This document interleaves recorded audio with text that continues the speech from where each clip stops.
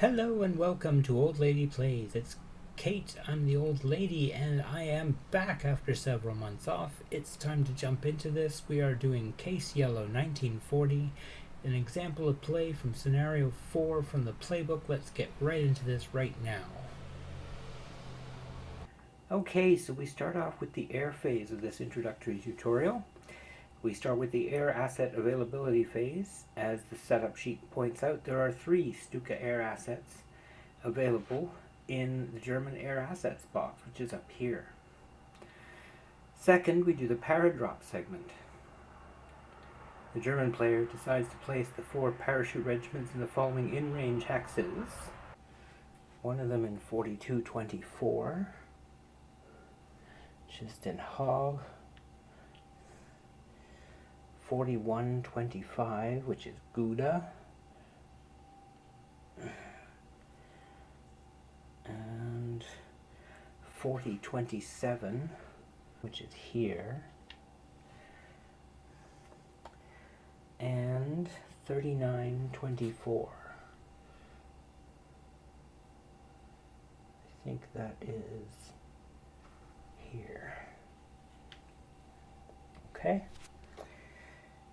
And the German player elects to commit this 22nd Luftlanding Division in hex 4224 and places it on top of the parachute regiment in that hex, which means they're landing in Den Haag, and we'll put them there. Okay, now the fun begins. Let's see which airborne units survive. We refer to the German airborne landing table and roll for each unit. The first roll is for the parachute regiment. The hex is clear but contains a city, so a +3 DRM is added to the die roll. So let's make that die roll. And there we have a 4, making the modified die roll 7. Elimination. The parachute regiment is removed, having suffered the same result it suffered historically. So, out you come. Yoink. Next, the German player must roll for the 22nd Luftlanding. And since the parachute unit received an E result, it too gets its +3 DRM. The die roll is 5, so the final die roll is 8. The elimination result reduces the 22nd LL by 1 step and is turned to its reduced side. Let's do that.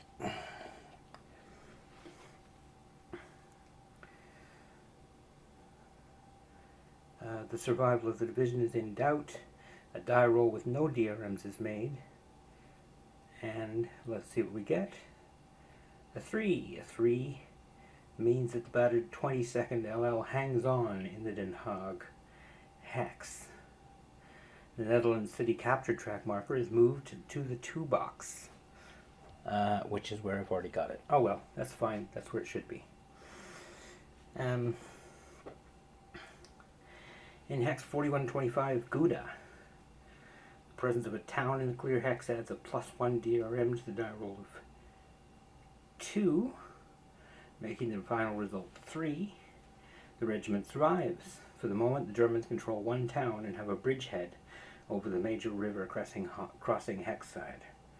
That's a good thing for the Germans. Hex 4027. This hex contains defensive works, so a +1 DRM is added to this die roll, which is a 4, giving us a 5 that allows the parachute regiment to survive by the narrowest of margins. Now that the regiment occupies the hex, the defensive works are eliminated, and a defensive works destroyed marker is placed under the regiment. And so, works destroyed. Hex 3924. This hex also contains defensive works, so a +1 DRM is added to the die roll, which is 1. This result of 2 allows the parachute regiment to survive. Now that the regiment occupies the hex, the defensive works are eliminated and the defensive works destroyed marker is placed under the regiment. This regiment also projects bridgeheads, blah blah blah. So, all units are in supply for this turn of this scenario. None of the Stuka air assets have been used. And we start drawing chits for who goes next. And we have our stack of chits. Now these go into a cup, and we draw them out. And the first one we get is a German move action chit.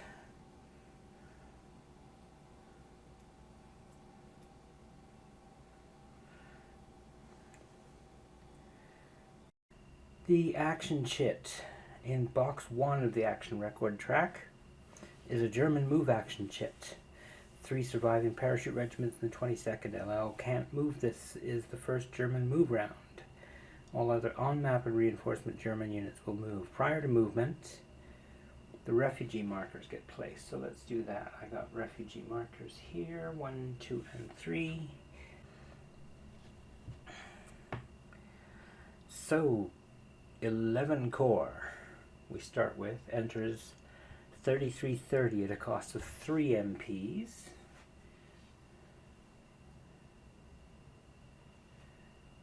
And then moves on after destroying the works.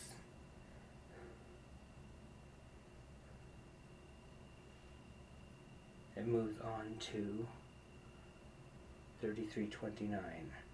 So it moves on there. This works is destroyed. And we're done with that movement. The 9 Corps repeats the same movement pattern as the 11 Corps to move through hex 3531 and end movement in hex 3530. So, there, destroy that, and move one further. So we'll mark a destroyed marker on there. Where is it? I know I've got some. There we go. On there. Okay. The 26th Corps spends 2 MPs to enter 3831 and destroys the works, and then spends 1 more MP to enter Nijmegen after destroying the works on the hill above Nijmegen. Okay. Since Nijmegen is now German controlled, the marker in the Netherlands city capture track box moves to the 3. That's up here. That's going well for the Germans. 26 Corps cannot advance further because all hex and hex-side terrain costs more to enter or cross than the 1 MP remaining. Okay. 10 Corps spends 1 MP to enter clear hex 3933. There's 10 Corps moved that way. And 2 MPs to enter forest hex 3932 to there. It can't spend the last MP because advancing across the IJssel into a defensive works hex would cost 3 MP. 208 Division spends 10 movement points to do, or 4 movement points I should say, to do the same movement and end up in the same place. The SS 5th Motorized spends 2 MPs to enter map hex 3935, 2 more MPs to enter clear hex 3834, and its last 2 MPs to cross the Rhine River into 3833. So 2 weeks later. Oh, I've got these mixed up. That's the problem. This guy should be here. This guy should be here. Alright. So the SS 5th Motorized Division spends 2 MPs to enter map hex 3935.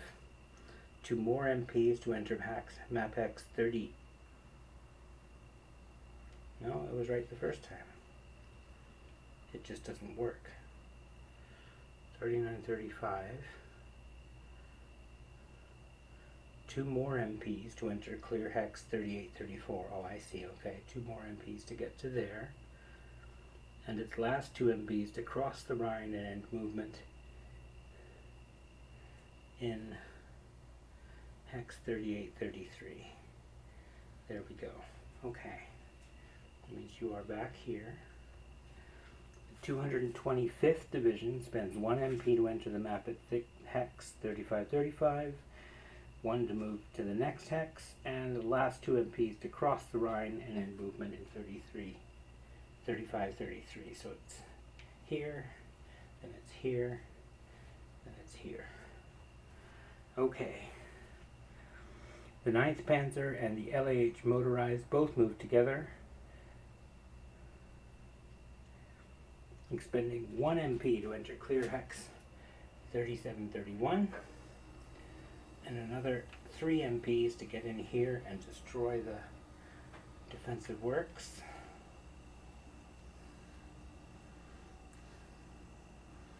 One MP to clear hex 20 or enter clear hex 3729.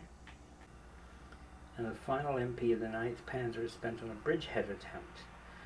Die roll on the bridgehead creation table is... there we go. And the bridgehead marker is placed in 3629. Where is 3629? Right here.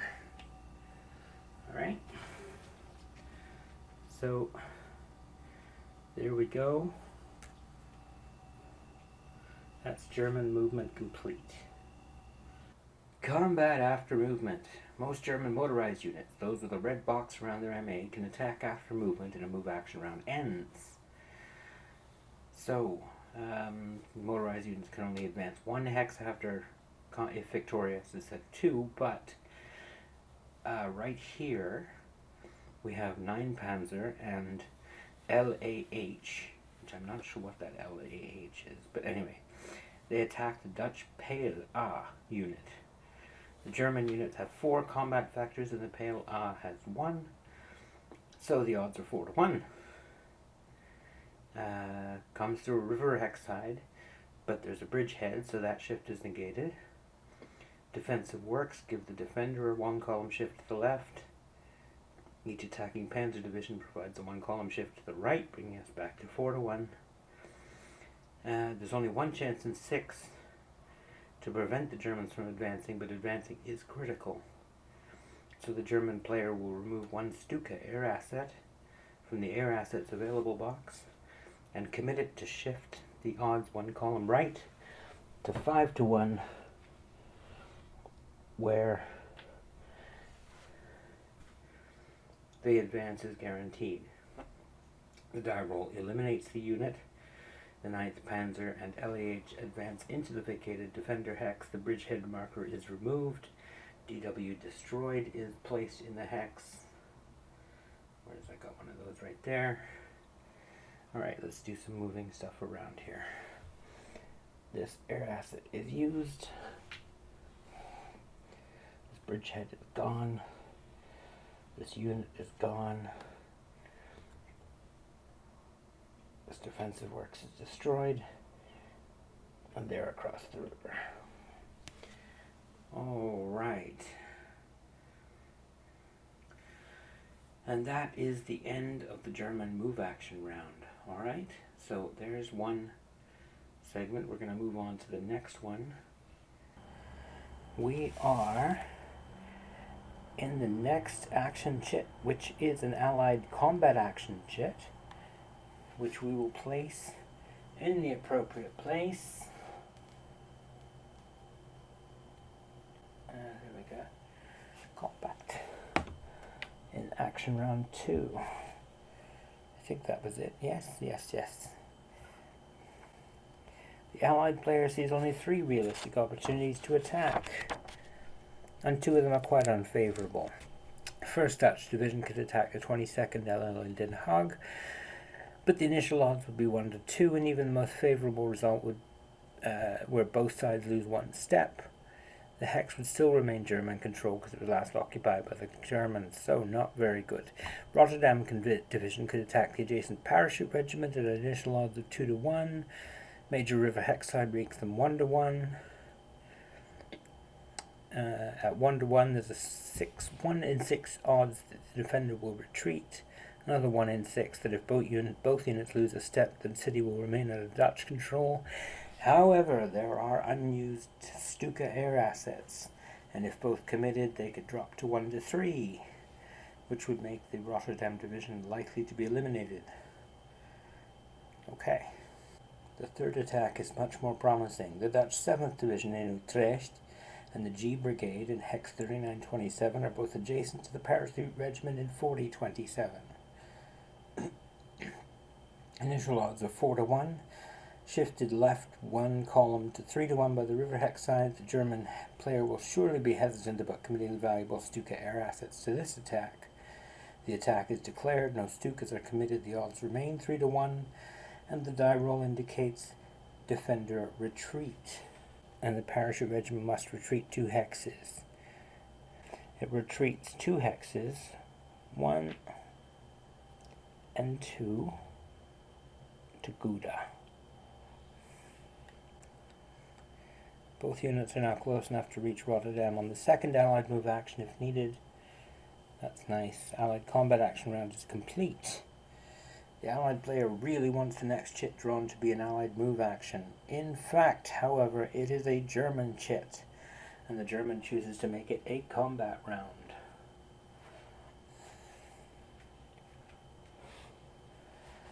Okay. The German player makes only 1 attack. He declares an attack by the 9 Corps, 9th Panzer, and LAH against the Peel B unit in the Hex 3529, which is here. Can we take Eindhoven is the question. Alright, so the initial odds are 9-1 to range shifts to river hex sides, defensive works, and woods bring the odds back to 6-1. Since maximum odds are 6-1, the German player dispenses with making a bridgehead attempt. Wouldn't help.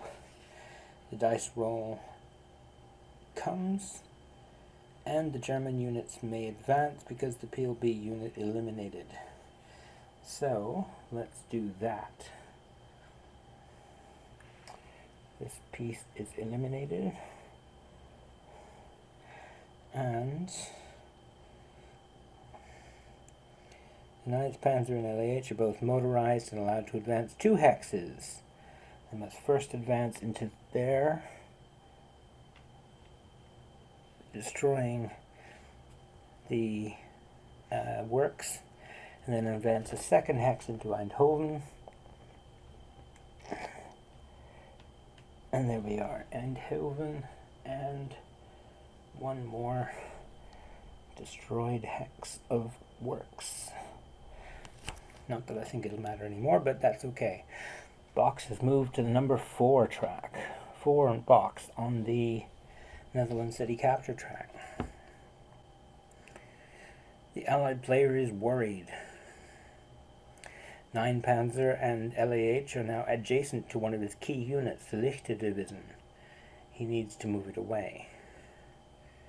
Oh, the 9 Corps moves into this hex as well, sorry. The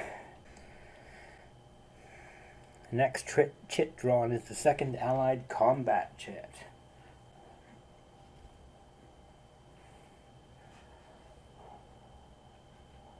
This is very disappointing for the Allies.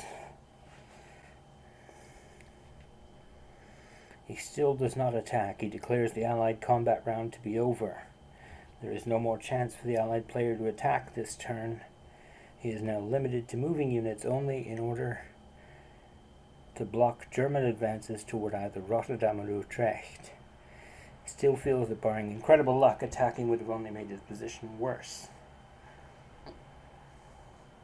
The Allied player had less flexibility than his German opponent because of the inflexibility of the Allied chits. The next chit is German. The German player has to decide how best to use it. So let's grab the next German chit. And if used as a move action, you can secure Arnhem and Apeldoorn, which are here and here, marking 3 towns German controlled and moving the marker 1 box. Delaying the advance may allow the Allied player the chance to advance and occupy them. The 9th Panzer and LAH will not be able to reach Hex 3924, and if they can't reach that hex, they can't make an attack on Rotterdam, which is here. If, however, a combat round is chosen, a successful 2 hex advance after combat against the Lichte Division would allow these units to reach hex 3924 in the next move round. Easy decision. German player declares his second combat action round, and the chit is placed as a German combat action round.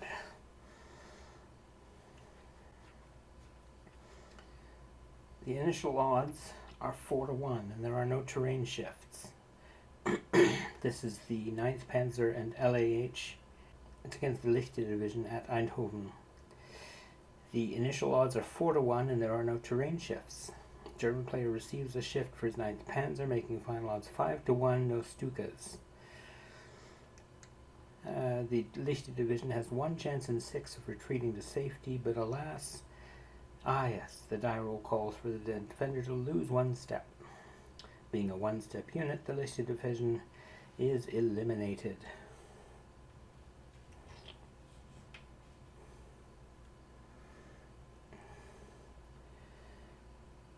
Ninth Panzer and LAH advance through Defender Hex 3527 and stop in Hex 3627. So we move them to there. That is the end of the second German combat round. Finally, an Allied move action chit is drawn. Next. But there are no Dutch units that can move. All surviving units have a black star by their setup hexes, cannot move during their first Allied move action round. They are still mobilizing. So yes, every Dutch unit that's left has a black star. The only hope now is the second Allied move action chit, and it has to be drawn now.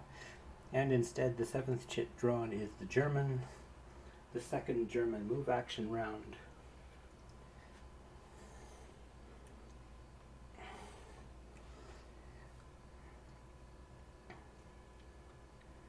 The chit is placed as a move action in box 7, as I have done. 10 Corps and 208 Division both enter X 4032 at a cost of 3 MPs. 10 Corps moves on to Arnhem. Okay. So let's move these guys here, and then 10 Corps continues on to there.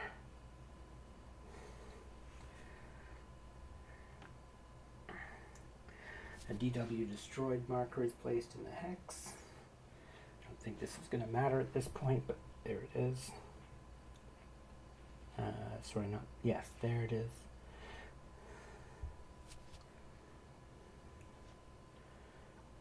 Oh, and there's one in this one too. Whoops.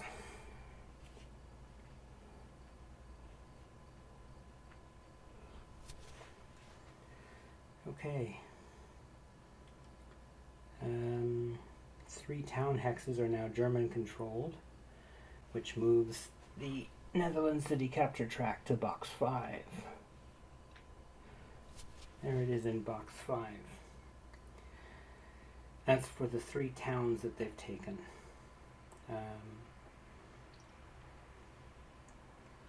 9 Panzer and LAH expend 2 MPs to enter the Breda town hex. Okay, so 2 MPs. 1, 2, which moves the refugees out because the Germans don't care about refugees, and they take control of Breda. And then they both end their movement stacked just outside Amsterdam, moving so, and then moving like so. And from here we only have a few more moves to make. I'm not going to worry about moving all of the exact movements that we get. The only one that really matters at this point is the 9 Panzer and LAH against the Rotterdam Division in Hex 4024, which is up here. The initial odds are 4-1. Terrain shift is 1 column left for a city, The parachute unit bridgehead negates the river hex size shift. Okay, this would be a bridgehead there apparently. Okay. There is no Panzer shift attacking the city hexes, so adjusted odds are now 3-1. But there are 2 unused Stuka air assets, and both are committed to this attack, raising the final odds to 5-1. The valiant Rotterdam division is eliminated. The 9th Panzer and LAH advance into the Rotterdam hex. This is eliminated. So is the refugees. These 2 guys move in here.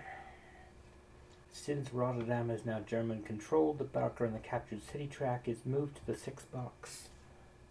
Low. The German victory is operational and has been assured. The 2nd Allied move round is perfunctory. Breda is retaken, but the Germans still have their 6 hexes. It's fairly straightforward. We just move, say, 1, 2, 3, and we got that done. But point is, the Germans still have their 6 hexes, and they still take the end of the game. Game turn end phase. Terror bombing segment. The German has all 6 hexes, so placing the terror bomb marker is unnecessary. 2. Netherlands surrender with 6 cities or their equivalent under German control. The handwriting is on the wall. According to scenario victory conditions, the Netherlands surrenders. Victory determination. Since the marker is in the 6th box and the terror bomb marker is not on map, the German player earns an operational victory. Done better, perhaps been luckier than historical predecessors. So, there you go. That's the tutorial for this interesting game. I'm really looking forward to getting out and playing the whole thing. I hope that you've enjoyed the tutorial, and yeah, that's all there is. So I will see you in the next video. Thank you very much. Bye-bye.